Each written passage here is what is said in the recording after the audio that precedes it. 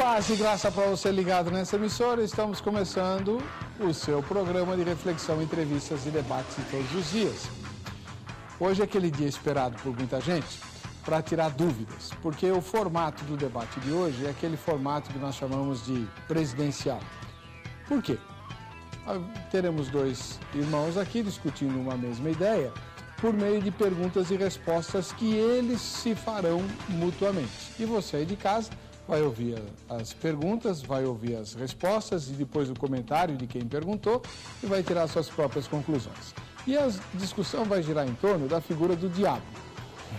Bom, mas num aspecto muito interessante. Diz a palavra de Deus, lá no livro de Apocalipse, se não me engano, no capítulo 20, que Jesus vai prender o diabo por 1000 anos. Depois é necessário que ele seja solto por pouco tempo, e aí virá o fim de todas as coisas.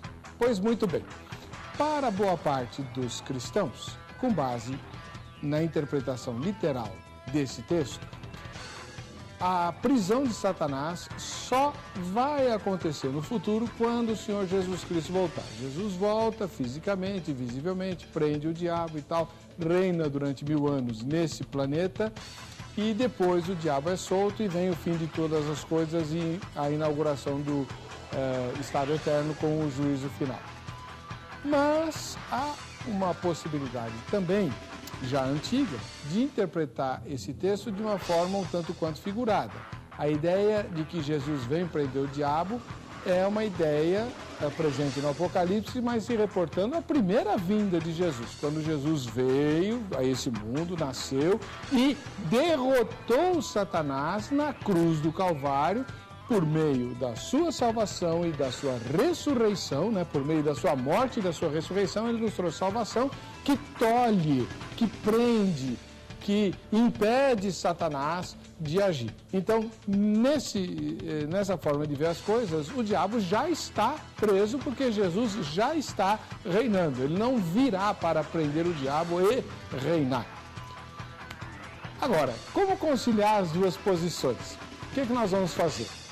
Nós teremos aqui dois irmãos preciosos, tementes a Deus, que creem na Bíblia, que têm vida de oração, que são pastores de igreja e que têm posições diferentes. Um defende a ideia de que Jesus já reina e o diabo, portanto, já está contido.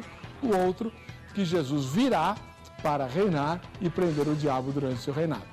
Você vai ouvir a ponderação dos dois, vai ouvir as perguntas com as quais eles se espetarão, ouvirá também as ponderações e comentários e depois você tira suas próprias conclusões ao final do programa. Tá bem? Está no ar o Vejam Só.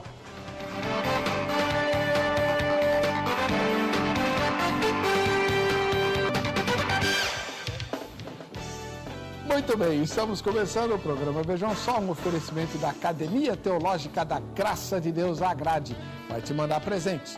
Para você concorrer, é só entrar no site vejamsó.com.br e votar na enquete e você pode ser sorteado para os presentes da Academia Teológica da Graça de Deus, a Grade. Depois eu falo dela.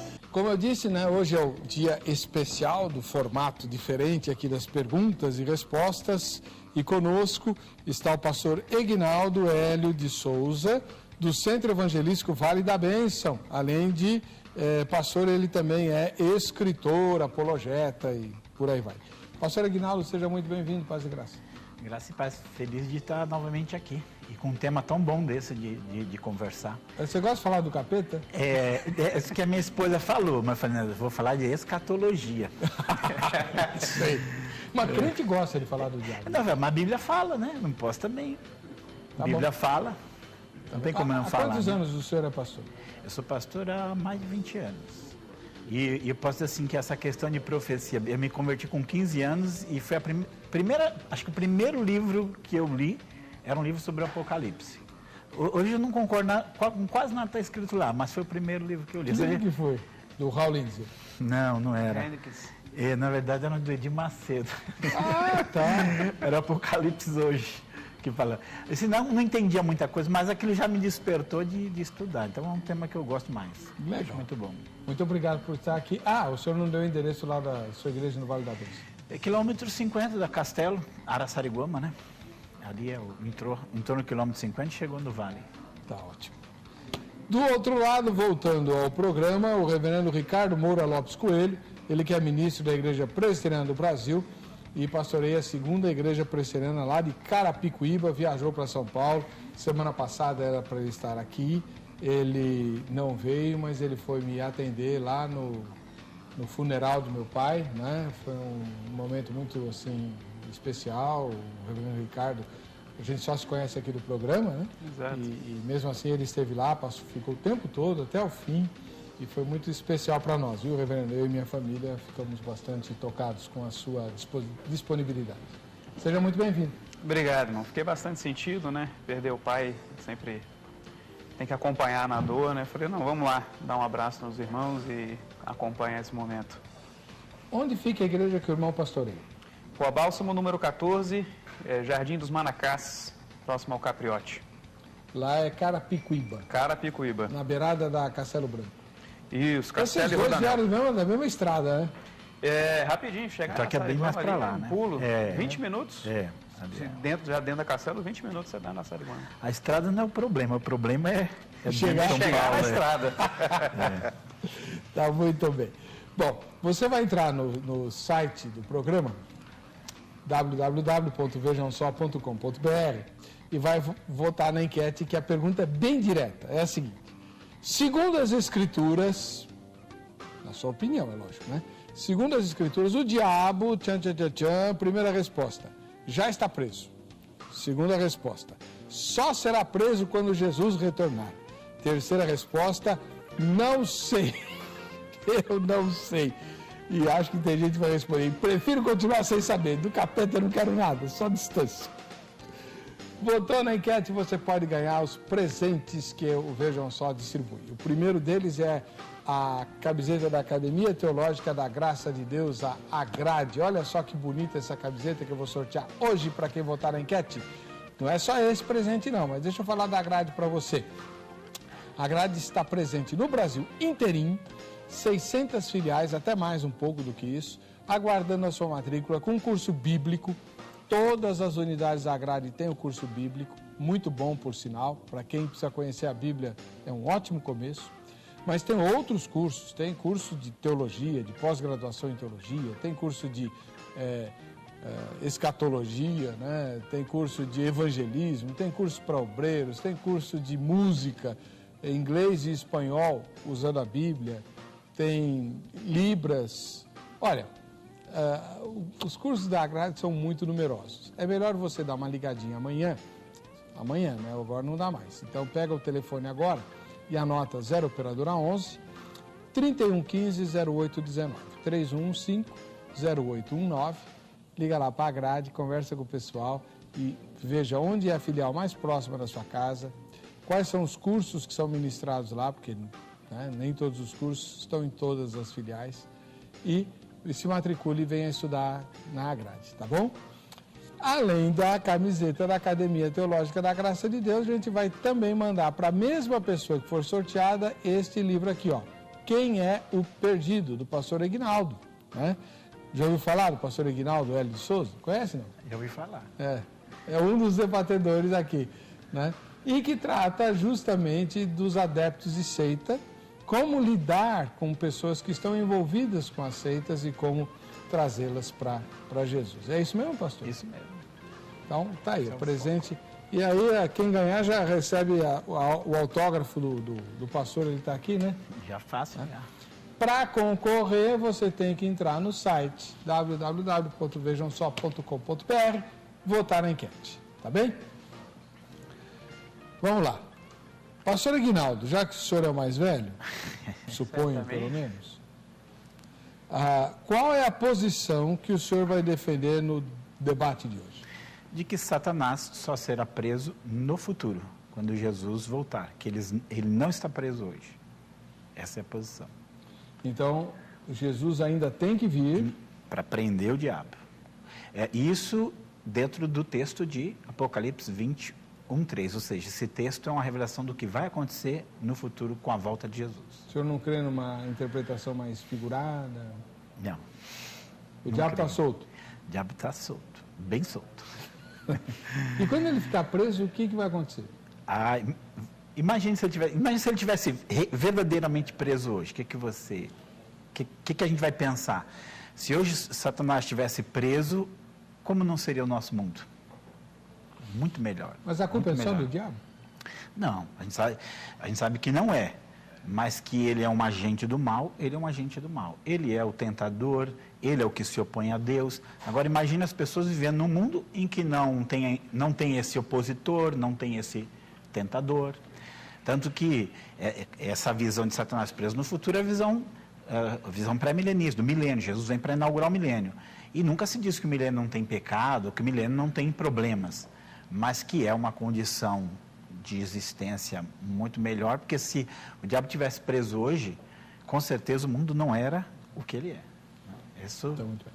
Então, só para sintetizar, pastor, me corrija se eu disser alguma bobagem, o senhor vai defender a ideia de que Jesus vem para reinar. Isto. E o primeiro ato do reino dele é prender o diabo. Isto. Tá bom. Ordenar sua prisão.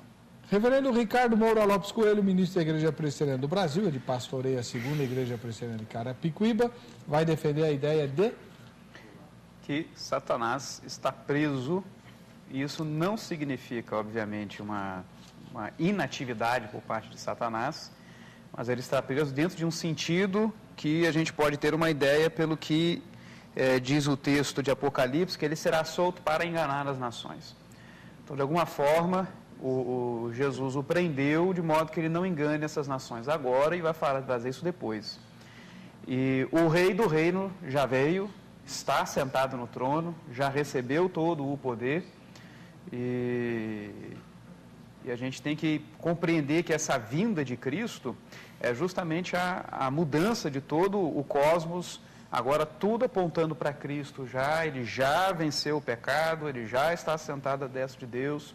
Então, o rei do reino está no seu reino, já está comandando o mundo, e eu vou pelo outro viés. Se Satanás estivesse solto, poderia ser muito pior. A gente pode pensar pelo outro lado, né? Então, a gente sempre... São questões aí de como a gente interpreta Apocalipse, né? Como nós o dividimos, quais são as seções e tudo, vai disso daí. Mas a minha posição é que Cristo, sim, ele já deu sua cartada sobre Satanás e ele está preso. Tem algum problema, reverendo? Porque quando a gente lê Apocalipse, o leitor comum, né? É uma narrativa que parece assim bastante clara de se referir ao futuro. Obviamente, o senhor está dizendo que esse texto é uma figura do que aconteceu na primeira vinda de Jesus. Isso. Tem problema esse tipo de leitura? Não, até porque se nós entendemos qual o propósito do livro de Apocalipse, ele é um livro profético, né? Ele não é um livro de literatura apocalíptico-judaica, ele é um livro, tanto que a primeira palavra, que é Apocalipse, quer dizer revelação, né? O João recebe uma revelação.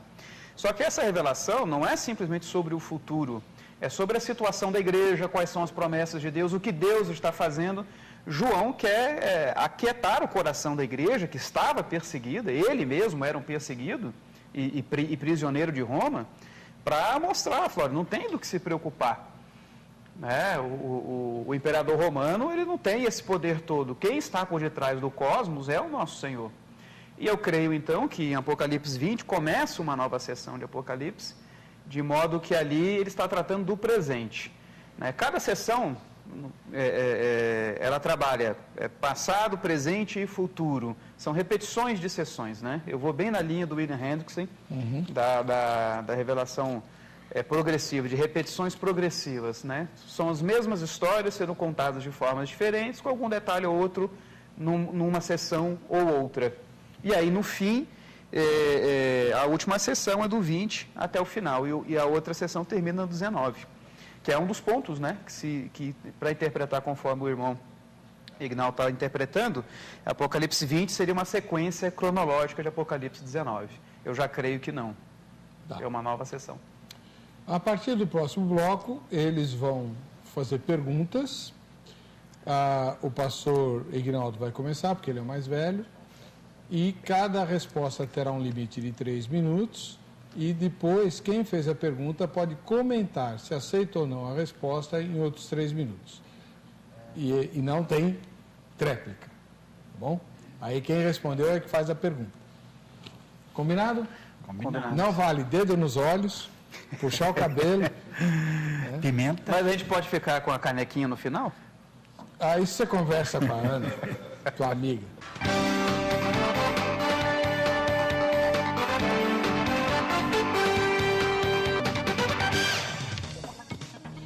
Então, esse é o programa Vejam Só. Hoje é o dia daquele formato diferente. Os meus debatedores vão discutir se o diabo já está preso ou será preso quando Jesus vier na sua segunda vinda. Conosco o pastor Aguinaldo Hélio de Souza, do Centro Evangelístico Vale da Bênção, ele que também é escritor, e que ele vai defender a posição mais, assim, de que o diabo está soltinho da Silva e vai ser preso só quando Jesus voltar. Pastor Aguinaldo, o senhor vai inaugurar o tempo das perguntas. Pode fazer a sua primeira. Então, ok. Deixa eu só ler algumas coisas aqui e lançar a pergunta. Você olha hoje para o mundo, as coisas que existem no mundo. Se você perguntasse para uma pessoa, normalmente, pelo que você vê no mundo, o diabo está preso? Né? Então, a gente olhar para o mundo, a primeira conclusão que a gente chega é que ele não está preso. Eu até quis fazer uma comparação, às vezes quando fala que o diabo está preso, dá a impressão assim daqueles chefes de tráfico que ele está lá na cadeia, está na penitenciária, mas está comandando tudo. Né? E a gente olha, é verdade, aí a gente olha para a Bíblia. Olha as expressões normalmente que a Bíblia vai usar. Ele anda em derredor, bramando como um leão. Ele é o Deus desse século que cegou o entendimento dos incrédulos. Ele é o Espírito que opera nos filhos da desobediência. Ele se transfigura em anjo de luz para enganar os homens. Ele encheu o coração de Ananias e Safira para mentir para o Espírito Santo.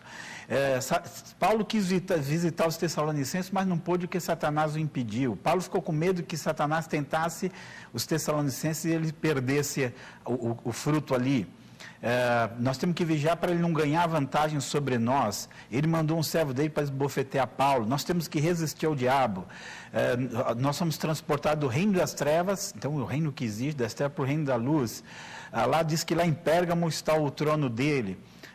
Diz que o mundo jaz no maligno. E aí Paulo diz, termina, né?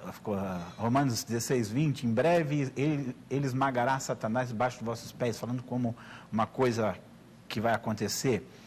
E aí, diante de todas essas expressões do Novo Testamento e diante do que a gente vê no mundo, como que a gente pode dizer que Satanás está preso? Reverendo Ricardo, depois desse currículo aí, 3 minutos para o senhor. Aí tem uma réplica depois. Depois tem uma réplica. Então, meu irmão, primeira coisa, né? Perguntar para as pessoas o que elas veem não significa nada. Se a gente for perguntar para a maioria não percebe nem a própria presença de Cristo na vida das pessoas, Espírito Santo, não são nem convertidas. Então, a gente não pode ir muito por esse lado. Agora, quando nós vemos essas expressões, andar em derredor, opera, impede, como eu disse no início, eu não creio que Satanás está preso no sentido de que ele não faz coisa alguma.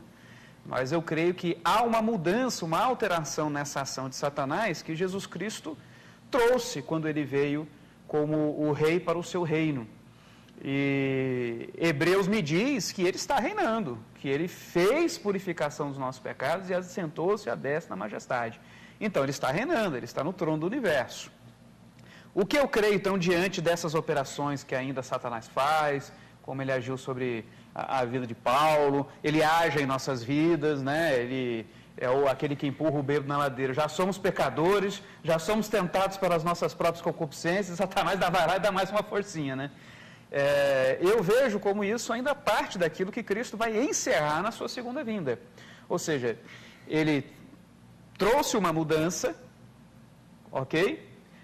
Não é uma mudança plena, ele ainda não destruiu completamente a ação de Satanás, e ele diz que isso ele só vai fazer realmente quando ele volta. O que eu penso ser essa prisão, então? Quando a gente lê lá em Apocalipse 20, a gente vê o texto dizendo, olha, lançou-o no abismo, fechou e pôs selo sobre ele, para que não mais enganasse as nações, até se completarem os 1000 anos, depois disso é necessário que ele seja solto pouco tempo. Então, eu creio que essa prisão está voltada mais nesse ponto específico aqui.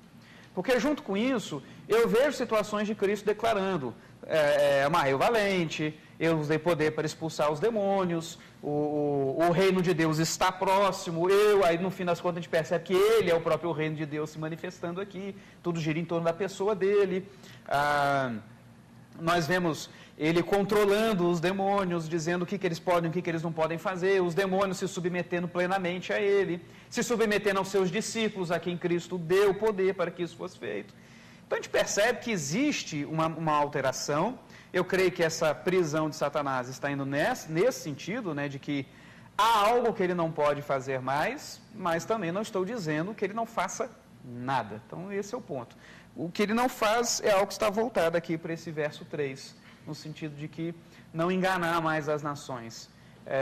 Se hoje a gente pensa que ele engana, eu acho que vai ser pior ainda quando ele for solto. Muito bem. Seus comentários, pastor Ignaldo.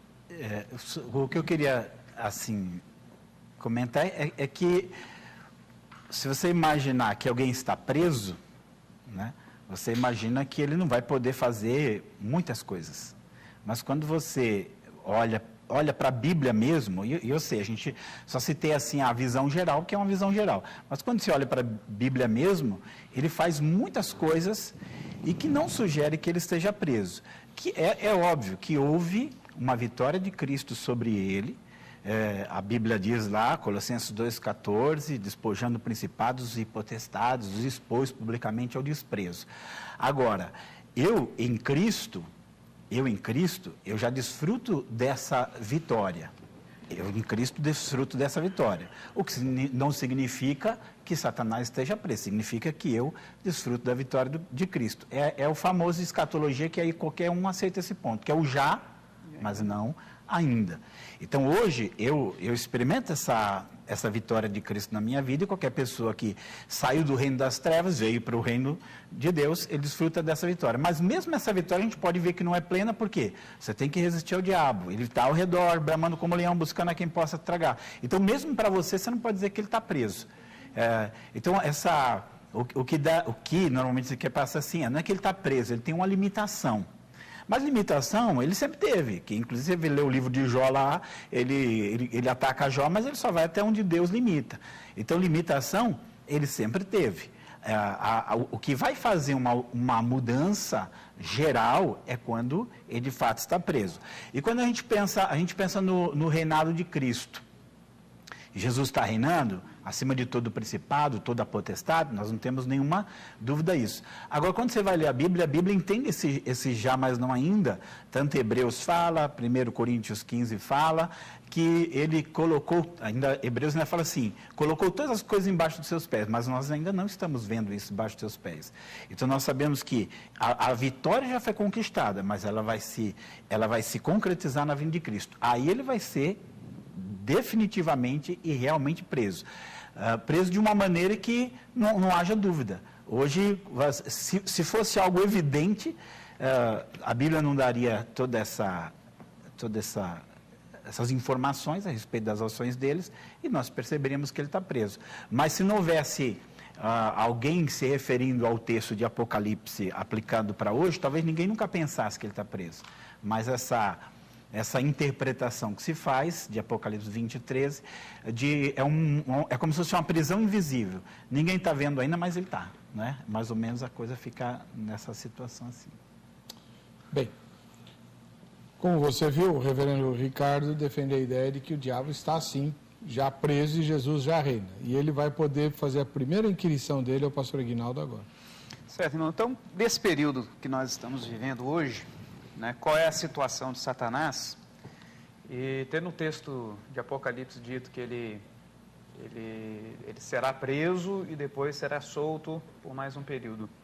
Então, qual é a situação dele hoje e no que vai consistir essa prisão? No que ele vai ser impedido de fazer? Você poderia repetir a pergunta? Então, no presente, qual é a situação de Satanás, como ele está, né? E referindo-se ao verso 3 lá de Apocalipse 20, no que vai consistir essa prisão? O que acontecerá nesse tempo? Boa. Eu vou começar, não sei se eu entendi a segunda parte, mas vamos lá, primeira parte. Como está a situação de Satanás hoje? Então vamos lá. Potencialmente, ele já foi vencido. Não existe dúvida nenhuma de que ele foi derrotado. Então, potencialmente, ele já foi derrotado. Mas essa derrota dele ainda não se manifestou plenamente no mundo, né? Agora, para esses que... como que a gente experimenta essa vitória que já aconteceu? A gente experimenta quando você vem a Cristo. Colossenses 1,13 diz que você é transportado do reino das trevas para o reino do Filho do seu amor. Então, ele perde esse direito, esse domínio que tem sobre você, e agora você está livre do poder dele. Você não é mais dele, você não pertence mais ao reino dele.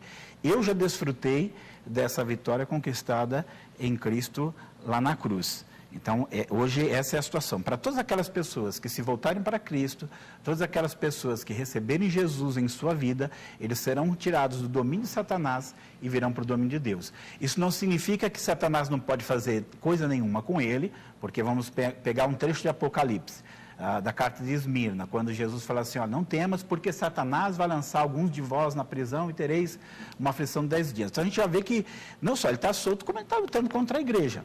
Agora, eu estou em Cristo, ele não é mais meu dono, ele não pode fazer comigo a não ser aquilo que Deus permita. Então, essa situação hoje. Para aqueles que não estão em Cristo, a situação já é uma situação terrível, porque diz que o mundo jaz no maligno. Aí é como se o mundo tivesse... eu peguei algumas traduções e ainda fala assim, se estivesse sob o completo domínio do maligno. Então, ele está dominando essas pessoas. Mas quando eu vou em Cristo, eu já estou em outra esfera de existência, que é a esfera de existência em Cristo. Agora, deixa eu tentar responder a segunda, que é, quando Jesus vier, o que vai mudar? Ele não vai mais poder tentar, ele não vai poder mais roubar, matar e destruir, ele não vai mais fazer nenhuma das ações de tentação, de se opor a Deus, digamos assim, hoje todas as pessoas reconhecem que Jesus é o Senhor, ou todas as pessoas aceitam o senhorio de Cristo? Não, até porque você tem a oposição de Satanás, e inclusive trabalhando nos governos das nações. Quando isso acontecer, ele já não vai ter mais condições de fazer isso, porque ele vai estar completamente neutralizado, verdadeiramente preso. Seus comentários, reverendo Ricardo. Bom, meu irmão, eu vejo, tanto na fala anterior do irmão como agora, uma necessidade muito grande de que termos signifiquem exatamente ou especificamente uma coisa. Mas aí o irmão vai falando e vai alargando os termos, porque é assim mesmo. As nossas palavras, elas vão significando mais coisas do que um único sentido, né? Você pega um dicionário, cada vez mais sentidos vão sendo acrescentados às palavras, porque a semântica vai tomando conta.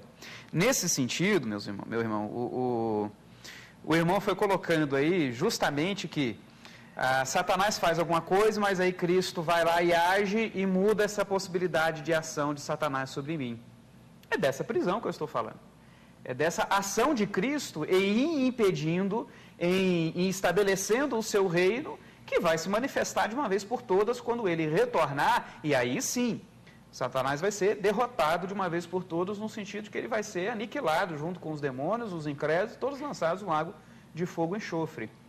Até lá, eu vejo sim o domínio de Cristo sobre ele, eu posso não perceber isso como um incrédulo, mas quando eu leio as Escrituras, eu vejo que Satanás sempre foi e sempre esteve alguém sob o domínio de Cristo, sob o domínio de Deus. O mundo jaz no maligno, no sentido de que ele está agindo, como a gente costuma dizer na expressão, né, do jeito que o diabo gosta. Ou seja, não é da forma de acordo com o ser moral de Deus. Porém, esse jaz no maligno não significa fora do domínio e controle de Deus. O próprio Satanás está sob o controle de Deus. O próprio Satanás, quando está diante de Deus, ele só faz aquilo que Deus quer que ele faça. Eu não posso imaginar no cosmos criado um ser que se oponha e que se iguale a Deus em força, domínio e poder. Então, quando eu falo que há uma prisão, em termos estritos, Satanás está aprisionado, ele só faz aquilo que Deus quer, não importa o que seja, ele só faz o que Deus quer. Ok, vamos alargando as coisas, entendendo a história, os decretos de Deus e aí a providência de Deus no tempo e no espaço, aí eu enxergo a obra de Satanás no meio disso tudo, Deus usando Satanás, e aí eu percebo que nesse usar de Satanás, há um determinado momento que Cristo vem e diz, agora mudou uma coisa, eu estou aqui. Deus encarnou, Deus adentrou a criação, agora algo está mudando. E vai ser estabelecido de uma vez por todas quando eu retornar. E aí sim, para extirpar de uma vez por todas todo o pecado da terra. Então eu vejo, quando o irmão vai descrevendo, que não tem jeito, eu vou ter que descrever que há limitações para Satanás. É essa a limitação. E a palavra preso não quer dizer que cessou. Não quer. Não é estritamente isso. Tá bem. Cada um deles fez uma pergunta. Agora então vamos para a segunda rodada. Pastor Aguinaldo. A gente fica com vontade da tréplica, né? Não é, cara? Mas eu vou fazer essa pergunta aqui que é curta. O texto de Apocalipse 20, de Satanás foi preso com uma finalidade específica. Ele foi preso para não enganar mais as nações. A minha pergunta é, as nações, elas não estão mais sendo enganadas? Meu irmão, é difícil realmente determinar o sentido desse enganar as nações. Eu realmente fico pensando no que seria assim e não tenho uma resposta final para dizer para você, olha, necessariamente esse enganar é isso. Possivelmente, essa história esse ponto de enganar tem a ver com conduzir as nações a se levantarem diretamente contra o reino de Deus e não a simplesmente tocarem a sua vida como se...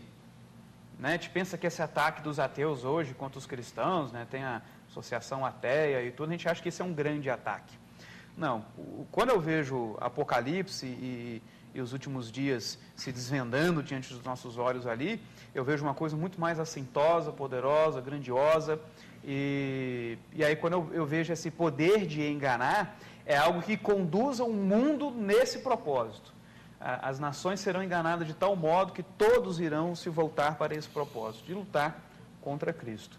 Então, nesse sentido, é que eu acho que Cristo está impedindo que Satanás haja dessa forma. De enganar as nações. Meus comentários.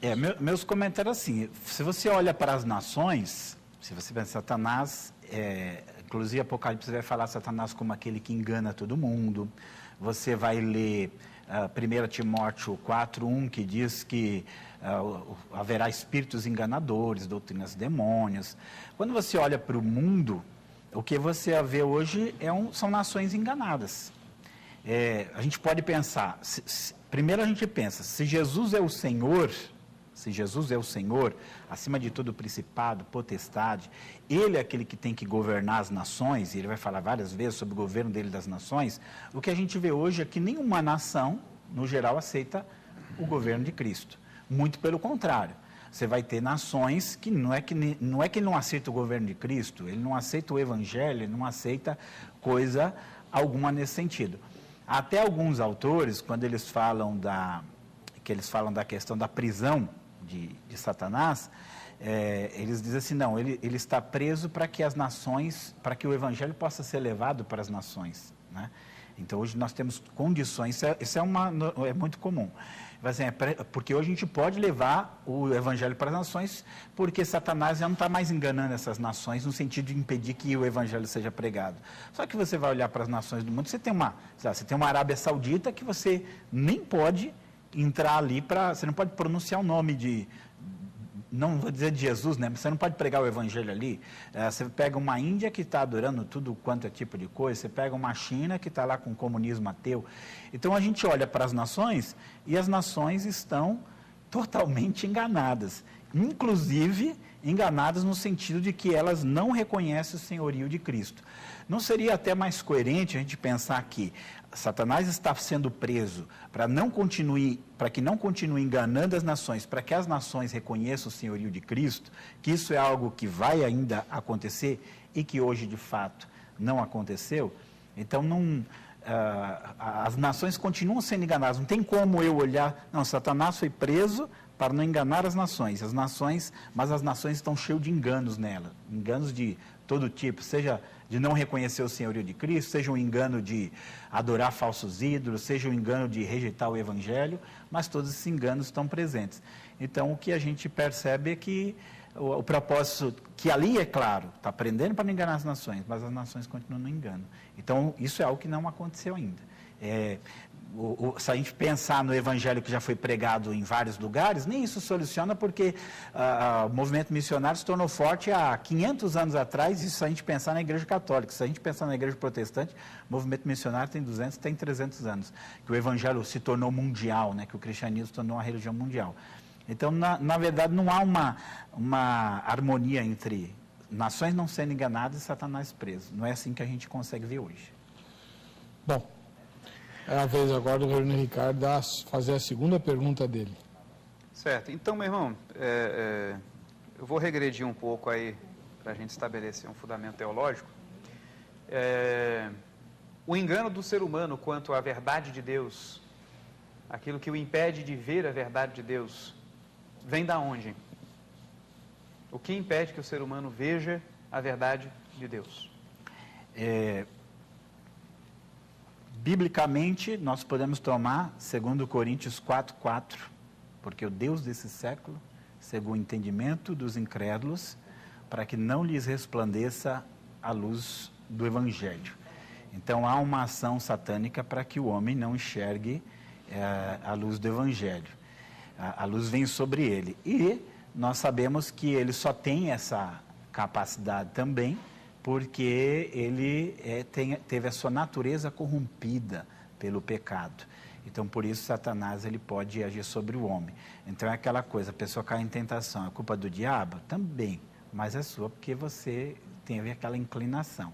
Então, mas biblicamente, o homem não enxerga a verdade de Deus porque o diabo lhe cega os olhos. O diabo cega os olhos. Só isso? E o homem já tem a natureza para o mal. Então, são as duas coisas somadas. Tanto a incapacidade dele de ver, como a ação de Satanás para que ele não enxergue a verdade de Deus. Então, você tem na Bíblia as duas coisas. 2 Coríntios 4:4 é muito claro, e a corrupção do gênero humano, o homem está entenebrecido no seu entendimento, também é muito claro, de que essas duas coisas impedem ele de enxergar a verdade de Deus. É essa a pergunta dele, né? Tá bom. Pode comentar, reverendo. Então, meu irmão, é interessante aí que o irmão trate a questão da revelação, o impedimento da revelação como algo do trabalho de Satanás e do trabalho do nosso pecado. Mas a Escritura o tempo todo nos mostra que o problema está em nossa natureza, incapacitada pelo pecado, de podermos reconhecer as coisas de Deus. Isso, em princípio, foi obra de Satanás em Adão, e depois isso é imputado por Deus na sua descendência, porque eram representados por ele. E é por causa do meu pecado que eu não consigo ver, porque a Bíblia diz que eu, como ser humano, detenho a verdade de Deus pela injustiça. Então, quando eu falo de Satanás enganando o ser humano e buscando encobrir o Evangelho para mim, não é no sentido de me incapacitar da compreensão, mas é uma ação muito mais externa, no sentido de que trabalhar contra a manifestação dessa revelação de Deus. Mas internamente, eu não entendo o Evangelho, eu não entendo as coisas porque eu sou o que sou. Correto? Então eu começo a perceber que existem enganos e enganos.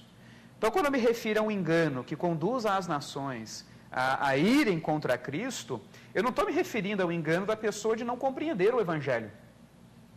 É algo muito além disso. É algo que vai me levar não simplesmente a não aceitar o Evangelho.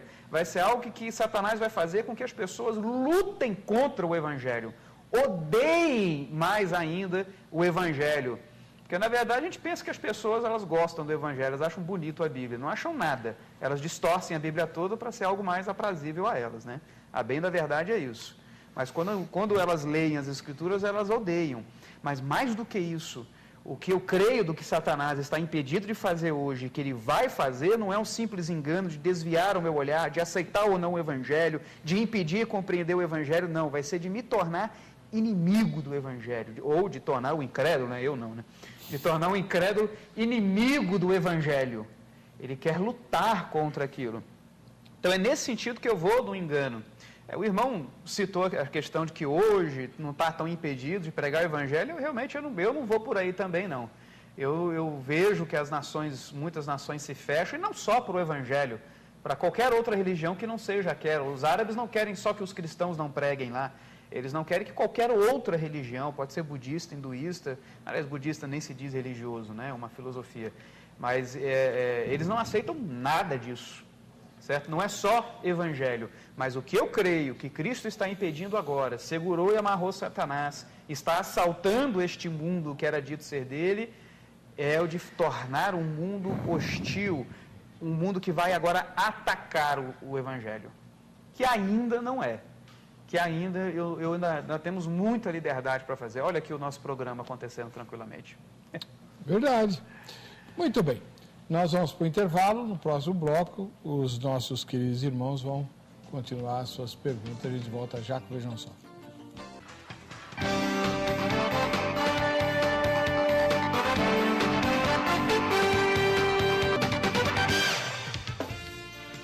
Estamos de volta com o programa Vejam Só, agradecendo o carinho da sua audiência.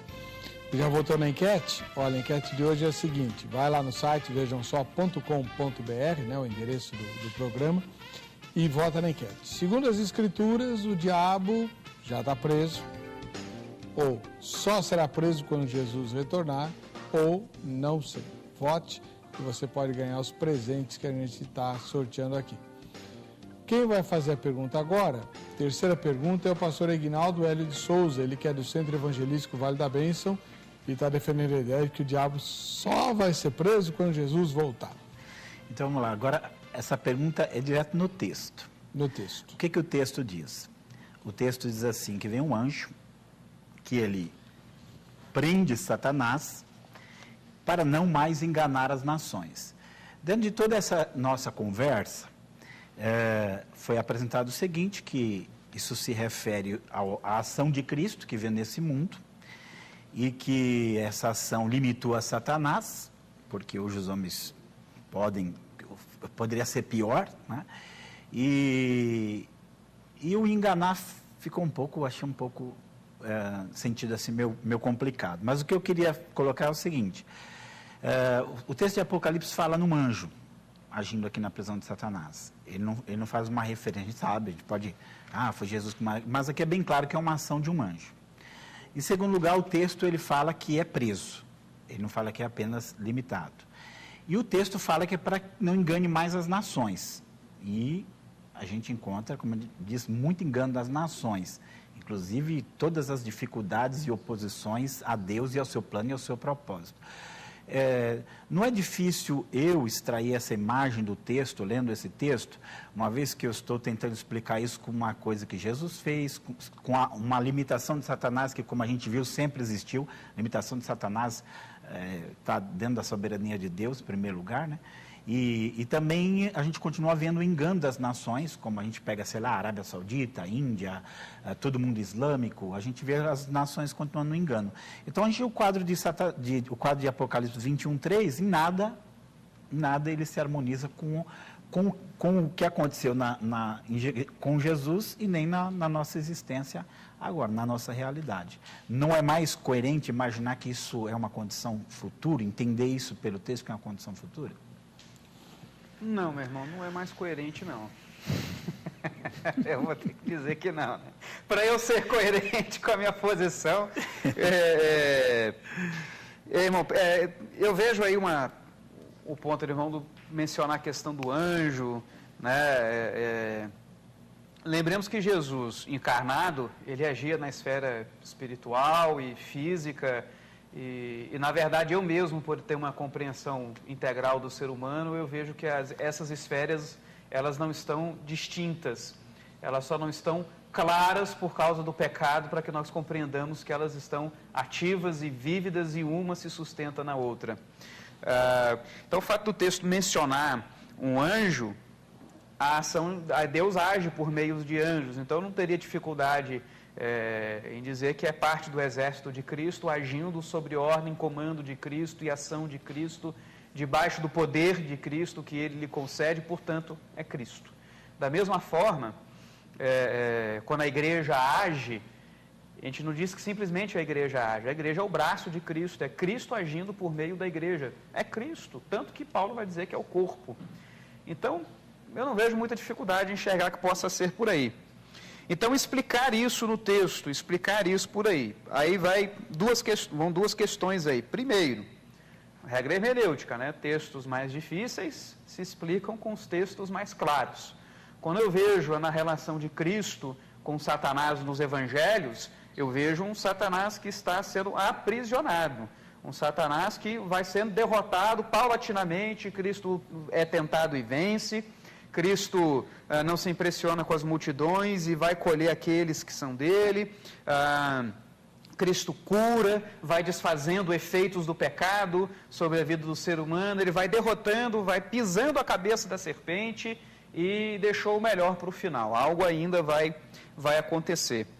E aí, quando eu olho, então, para Apocalipse, eu vou encaixar isso no que eu vejo nos Evangelhos. Porque a minha visão de reino de Cristo é o reino que engloba o reino de Satanás. Eu não acho, por exemplo, que o inferno é o reino de Satanás. Inferno é o local da ira de Deus. Deus manda no inferno. Tá certo? E aí vamos para o outro ponto, que é a questão de como eu vou dividir Apocalipse. Como eu divido Apocalipse? Em sessões de repetições de 7, né? 7 igrejas, 7 trombetas, 7 selos, 7 taças, 7 vozes, que aqui erroneamente nas nossas edições põe só 4 vozes, eu vejo 7 vozes ali.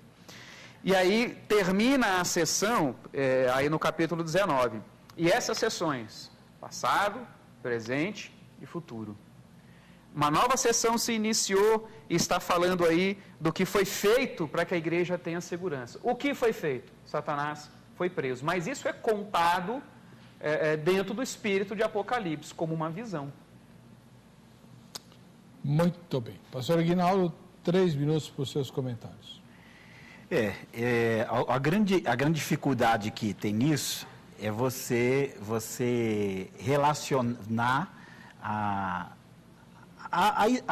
o quadro geral bíblico com uma prisão de Satanás, conforme Apocalipse 20. O quadro geral bíblico, eu vou tornar a insistir, ele está preso e ele não engana mais as nações. O quadro bíblico geral, vamos ver assim, o quadro de Apocalipse 21 a 3, qual é?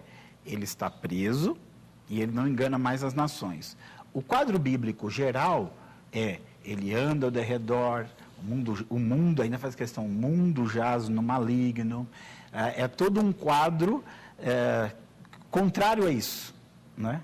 É todo um quadro contrário a isso. Nós vemos na Bíblia o engano, nós vemos na Bíblia a maldade imperando. Mas nesse quadro bíblico você tem uma promessa. Em breve, Satanás será esmagado embaixo dos vossos pés. Ou seja, a vitória completa ela não veio, mas ela virá.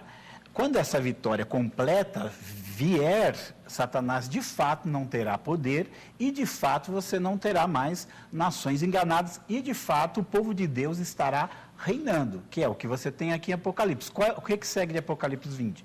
É justamente isso. Satanás é preso, as nações, elas já ele não vai mais enganar as nações e aí você tem os salvos reinando.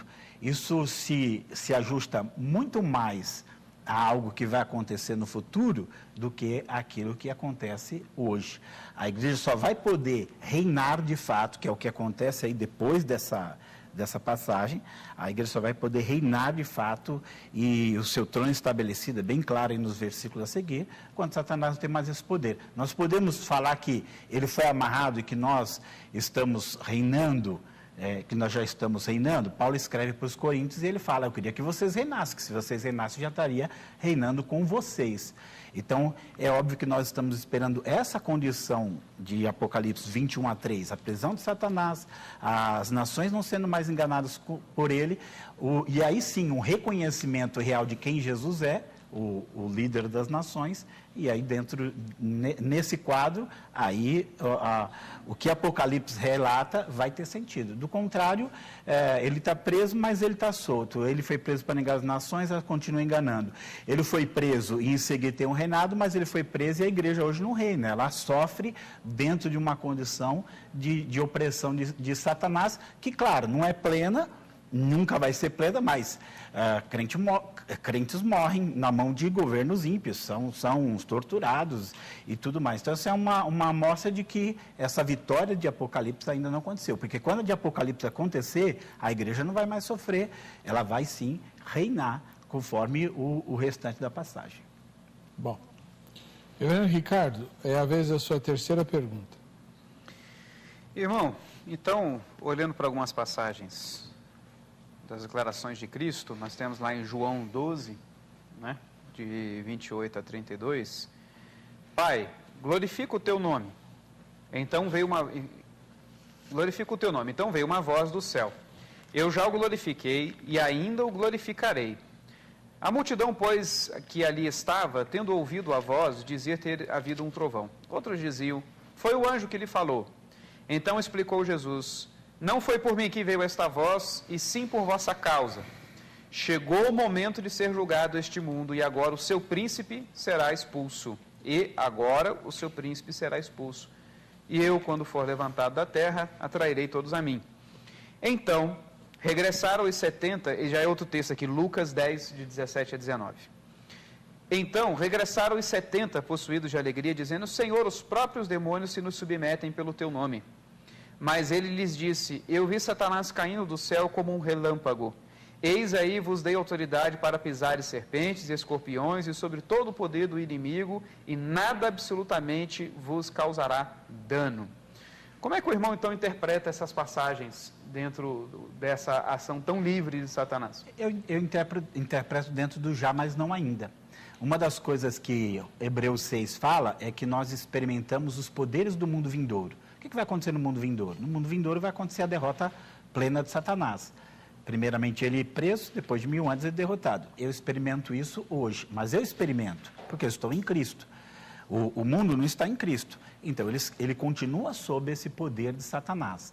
É o já, mas não ainda. É esse processo de vitória que eu experimento na minha vida, que a igreja pode experimentar na sua vida, mas que o mundo em si não experimentou ainda, plenamente. O pessoal faz muita comparação com o dia D.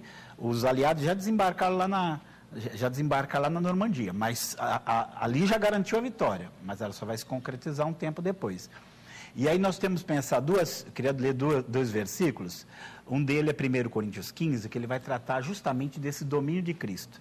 Então, 1 Coríntios 15, 24, ele diz assim, então virá o fim, quando tiver entregue o reino a Deus, ao Pai, e quando houver destruído todo o domínio, toda a autoridade e todo o poder. Pois convém que ele reine até que haja posto a todos os inimigos debaixo dos seus pés. Ora, o último inimigo a ser destruído é a morte. Então nós sabemos que há esse processo.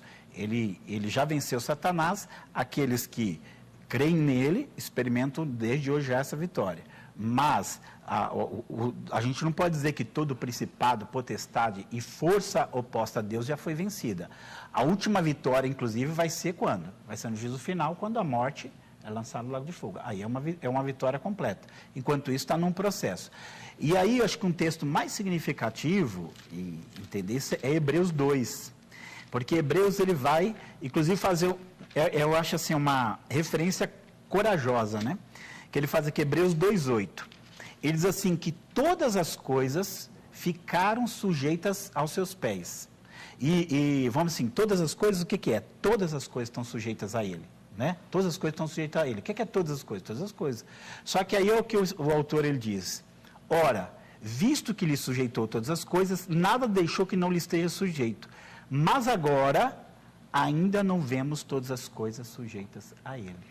Então, o que ele está afirmando é que ele, por direito, é dele. Ele está no trono, e a gente sabe que é dele. Nada vai acontecer que ele não permita. Mas a efetivação dessa vitória, a gente ainda não está vendo.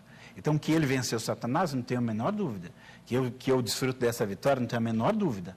Agora, que ele venceu, e venceu para sempre. Não é venceu e vai deixar ele fazendo algumas coisas por aí, não. Ele venceu para sempre. Só que a gente ainda não viu isso se concretizar. Quando é que nós vamos ver isso concretizar? Na sua volta. Quando ele vem, derrota o anticristo, quando ele vem, derrota toda oposição, e aí Satanás é preso, e aí ele reina, e os que estão dele reinam com ele. Essa visão é clara. Muito bem. Seus comentários, reverendo Ricardo. Bom, meu irmão, sempre que eu leio sobre escatologia, que confesso não ser a área que eu mais me dedico, né, até pelas próprias questões pastorais, eu acabo tendo que dedicar a outras áreas que são mais exigidas das minhas ovelhas. Mas sempre que eu leio um não amilenista trabalhando com já ainda não, dá nisso. Eu tenho que tirar algumas coisas do já e deixar só para o ainda não, como a prisão de Satanás. Eu, como um amilenista, tranquilamente entendo que Satanás já está preso, mas ainda não. Como eu disse, essa prisão dele significa um determinado aspecto, de um determinado engano, de uma coisa específica que Cristo está impedindo para que ele faça somente no final, para que no final Cristo estabeleça a coisa de modo pleno. Mas aí o irmão exclui essa prisão da possibilidade do já, só deixa para o ainda não. E aí eu vou fazendo esses recortes e o irmão disse anteriormente que nós ainda não reinamos com Cristo, e agora disse que estamos reinando, nós ainda não vemos ainda esse reino de Cristo, aí agora o irmão disse, não, mas nós já vemos o reino de Cristo. A menos que eu sou mesmo ruim de memória mesmo, mas a menos que eu esteja confundindo aqui, o irmão foi por esse caminho dizendo que nós ainda não vemos, ainda não é possível. Sim, é possível, depois o irmão disse, é possível, eu até anotei aqui,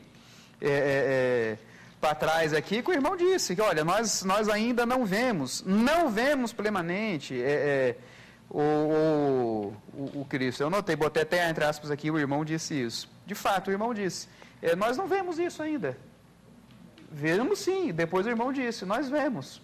Porque é isso, é já, mas ainda não. Mas o irmão tem que ir tirando algumas coisas do já, para poder encaixar dentro de uma visão literal, de uma visão que divide Apocalipse de uma outra forma, que sempre o vê de modo futurista, e aí acaba perdendo esse aspecto do já. Não, já sim, já, ele está preso. Não no aspecto pleno, porque nada ainda é pleno, a não ser o poder de Cristo é pleno. Só que ele só vai ser pleno, e no sentido para nós, quando todo ser humano se ajoelhar e confessar que ele é Senhor, inclusive o incrédulo. Porque a plenitude de tudo vai ser quando até o incrédulo entender. Mas eu hoje, como cristão, já entendo que já é realidade, porque eu já entendo, eu já recebi isso, eu já vivo a realidade que Satanás está preso e ele não age sobre mim como ele agia. Então ele já está preso, sim, como o irmão inclusive falou em um determinado momento, que sobre os crentes ele está preso. Ele tem algumas coisas que ele não pode fazer. O irmão mencionou isso em algum sentido, né? E quando será pleno? Quando Cristo voltar, e aí até o incrédulo não vai ter escolha a não ser reconhecer Jesus Cristo é o Senhor, e vai confessar isso. Então, é difícil o irmão trabalhar já, mas ainda não, na minha opinião. Muito bem. Agora, os irmãos vão fazer uma pergunta para cada um, mas sem direito a comentário, tá? Eu vou fazer minha última pergunta aqui. Pode fazer. Talvez eu tenha respondido, mas só para a coisa ficar mais clara. Você disse que ele já está preso. E aí diz que no final dos 1000 anos, importa que ele seja solto, que ele vai ser solto. Qual a diferença dele agora e a diferença dele depois? E assim, se a prisão ela está ligada à vitória de Cristo sobre ele lá na cruz, se a vitória está ligada à vitória de Cristo dele lá na cruz, por que agora ele vai ser solto? Ou seja, a vitória de Cristo sobre a cruz não vai ter mais o mesmo efeito, não vai ter mais as mesmas limitações? Como é que é isso? Qual a diferença do agora e do depois? Então, peraí, pastor, só para explicar para o telespectador. O senhor está perguntando para o reverendo Ricardo, porque ele crê que o diabo já está preso. Isso. Mas qual a diferença quando ele for solto? Quando ele for solto, tá. Isso, como eu mencionei, esse tempo em que ele estará solto, ele agirá de tal modo enganando as nações, isso muito mais tentando juntar as coisas do que realmente dizer, olha, a Bíblia diz claramente isso. E não diz, a Bíblia realmente não se preocupa em dizer essas coisas de modo claro, e talvez é por isso também que eu nunca briguei com quem não é amilenista. Não vou brigar por causa disso, já briguei por outras razões. Mas, como eu já havia dito, esse engano aí, na minha opinião, é no sentido de direcionar as nações de uma forma muito mais acitosa, muito mais violenta, muito mais contrária ao Evangelho. Vai ser algo mundial, pleno, todo mundo que não é convertido a Cristo vai se lançar contra a igreja, contra Cristo, contra tudo aquilo que nós temos como símbolos de fé, batismo, Santa Ceia, as Escrituras, a nossa história, vão querer fazer de algo de um modo muito mais duro e violento contra nós. Então, nesse sentido, que eu acho que vai ser a diferença de quando ele for solto. E sim, Cristo vai ter que soltá-lo para isso, Cristo, porque ele está sob seu domínio. Cristo declarou que tem autoridade sobre ele, que pisou a sua cabeça, que desfez parte da obra de Satanás, que tirou parte desse poder de Satanás de sobre os homens, falou que, olha, nada vai tocar os discípulos, por exemplo, demonstrando que ele controla a ação de Satanás plenamente. Mais uma vez, aquele episódio lá do endemoniado Gesareno, que a legião simplesmente adora a Cristo, a Escritura diz. Ela adora a legião. Porque a adoração é prostrar-se, né? Se prostra e reconhece a inferioridade diante de Cristo. Chegou o nosso rei, chegou aquele que é. E é interessante isso, porque os discípulos... Isso é antes da vinda de Cristo. Antes da vinda de Cristo. Antes da vinda de Cristo, da segunda vinda. Isso, da segunda vinda. Da segunda vinda. Quer dizer, quando eles dizem, quando o demônio diz isso, é interessante que o capítulo anterior de Marcos termina com os discípulos. Quem é esse que até os ventos obedecem? Os discípulos ainda não entenderam. Aí vem Jesus e leva os discípulos para próximo do endemoniado. Eu creio que tudo em Cristo é com intenção. E ele mostra, olha quem eu sou. Até os demônios se submetem a mim. Até eles estão abaixo de mim. Ou seja, há um domínio, há uma prisão da forma como Cristo quer. E como eu disse aqui durante o programa, eu não estou entendendo essa prisão de modo pleno, porque ainda nada é pleno. Eu sim estou defendendo uma ideia de já, mas ainda não. Já há uma prisão, mas ainda não é plena. Será liberto para um propósito específico, segundo o que Cristo quer. E finalmente Cristo vai derrotá-lo de uma vez por todas e acabar com essa história. Agora é a sua vez, pastor Ricardo, fazer a sua última pergunta. Não tem a réplica? Não tem. Não tem. Já era mesmo. Meu irmão, então, eu queria que a gente pudesse ter tratado mais aí a Apocalipse. Então, até mais para conhecer a visão do irmão, como é que o irmão trabalha o livro de Apocalipse? Como é a sua interpretação, sua linha de interpretação Apocalipse? Sessões, essas questões de sessões? Não, ela é futurista, ou seja, o que fala de Apocalipse no capítulo 6 em diante é uma referência a um período conhecido como Grande Tribulação.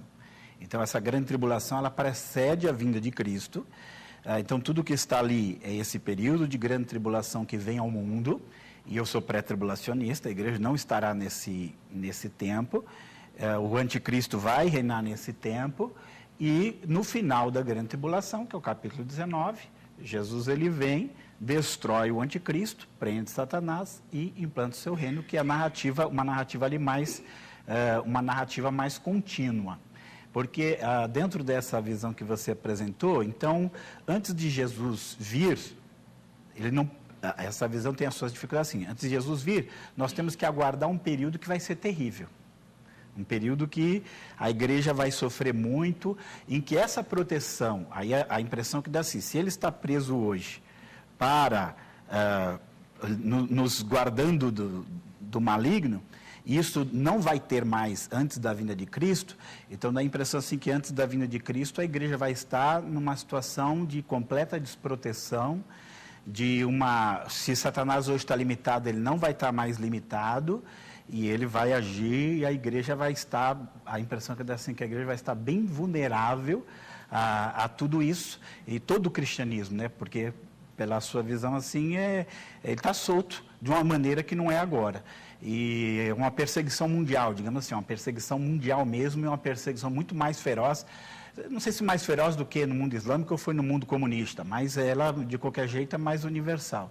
Então, só para resumir, de 6 em diante, é tudo para frente e linear. Isso. São fatos cronológicos. Isso, essa é a ideia. Então, assim, o que aconteceria é a igreja poupada dessa situação, até porque Apocalipse 3 diz que Satanás venceu, que o anticristo venceu, e a gente supor que ele vencer venceu os santos, né? Lutou contra os santos e venceu, é meio complicado. E aí você tem, assim, dentro dessa sua visão, esses últimos tempos vão ser muito complicados para a igreja, que Satanás vai estar no pleno poder. Na minha visão, a igreja não vai estar sofrendo a grande tribulação, e Apocalipse 19, ele destrói o anticristo e prende Satanás. E aí isso também se harmoniza com o que acontece no restante, porque diz que quando Satanás vai ser lançado, depois de 1000 anos, que ele é solto, e aí ele é julgado, quando ele é lançado, o anticristo e o falso profeta já estão lá. Onde o anticristo e o falso profeta são lançados? No final da grande tribulação. Segundo Tessalonicenses 2, diz que quando Jesus vem, ele derrota o anticristo com o sopro da sua boca, o iníquo com o sopro da sua boca. Então ele vence ali o anticristo. Então o anticristo já é lançado, Apocalipse 19 sanciona isso, dizendo que eles são lançados no lago de fogo. Mas Satanás não é lançado ainda, ele só vai, depois de 1000 anos, é que ele vai ser lançado. Então essa é a minha visão. Nós estamos chegando ao final do programa, eu tenho só uma perguntinha bem rápida para cada um de vocês, só para fechar. Reverendo Ricardo, o senhor como um erudito, e o senhor é um homem extremamente inteligente, explica para nós, essa ideia do Apocalipse, de que o diabo é preso, e aí Jesus governa, é tudo muito bonito, aí o diabo é solto, o mundo vira de cabeça para baixo, aí ele é totalmente derrotado e nós vamos para o céu.